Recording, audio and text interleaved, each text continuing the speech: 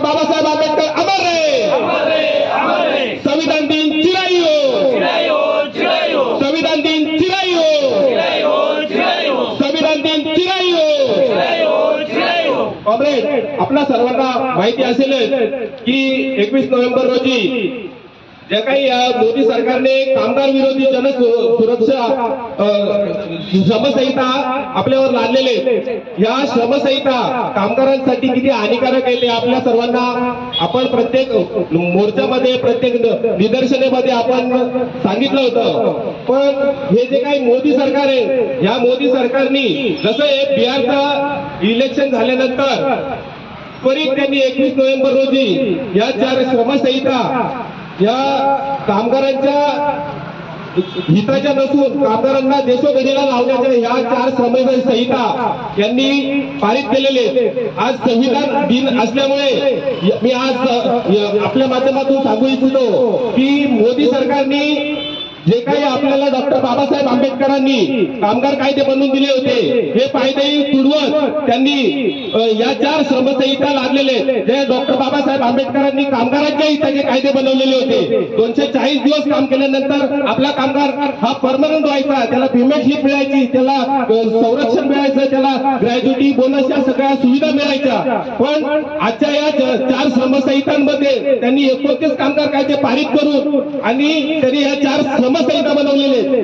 तुम्हाला माहिती नसेल की त्यांनी त्या श्रमसंहितांमध्ये फिक्स टर्म एम्प्लॉय नावाचा जो काही कामगार कायदा बनवलेले, या कायद्यामध्ये आपल्याला जॉईनिंग लेटर मध्ये आपली नोकरी कधी संपणार आहे त्याची तारीख देखील त्याच्यामध्ये नोंद केली जाणार आहे। म्हणजे आपल्याला 2 वर्षाचा जर कालावधी असेल नोकरीचा, तर ते आपल्याला जॉईनिंग लेटर मध्येच लिहून देणार की बाबा तुमची या तारखेला नोकरी चालू होणार आणि या तारखेला तुमची नोकरी संपणार आहे। त्यामुळे कुठलाही कामगार आता परमनंट होणार नाही की त्याला कुठल्याही प्रकारचं संरक्षण मिळणार नाही। जर कंपनीचं उत्पादन संपलं आणि त्यांनी जॉईनिंग लेटर मध्ये असं लिहिलेलं असेल की बाबा तुमचे 2 वर्षाचा ही काय नोकरी आहे, पण कंपनीचं उत्पादन जर 1.5 वर्षामध्ये संपलं तर तरी देखील हे मालक वर्ग कामगारांच्या हिताचे कायदे बनवलेले होते। 240 दिवस काम केल्यानंतर आपला कामगार हा परमनंट व्हायचा, त्याला पेमेंट मिळायची, त्याला संरक्षण मिळायचं, त्याला ग्रॅज्युटी बोनस या सगळ्या सुविधा मिळायच्या। पण आजच्या या 4 श्रमसंहितांमध्ये त्यांनी 29 कामगार कायदे पारित करून आणि त्यांनी या 4 श्रमसंहिता बनवलेले। तुम्हाला माहिती नसेल की त्यांनी त्या श्रमसंहितांमध्ये फिक्स टर्म एम्प्लॉय नावाचा जो काही कामगार कायदा बनवलेले, या कायद्यामध्ये आपल्याला जॉईनिंग लेटर मध्ये आपली नोकरी कधी संपणार आहे त्याची तारीख देखील त्याच्यामध्ये नोंद केली जाणार आहे। म्हणजे आपल्याला 2 वर्षाचा जर कालावधी असेल नोकरीचा, तर ते आपल्याला जॉईनिंग लेटर मध्येच लिहून देणार की बाबा तुमची या तारखेला नोकरी चालू होणार आणि या तारखेला तुमची नोकरी संपणार आहे। त्यामुळे कुठलाही कामगार आता परमनंट होणार नाही की त्याला कुठल्याही प्रकारचं संरक्षण मिळणार नाही।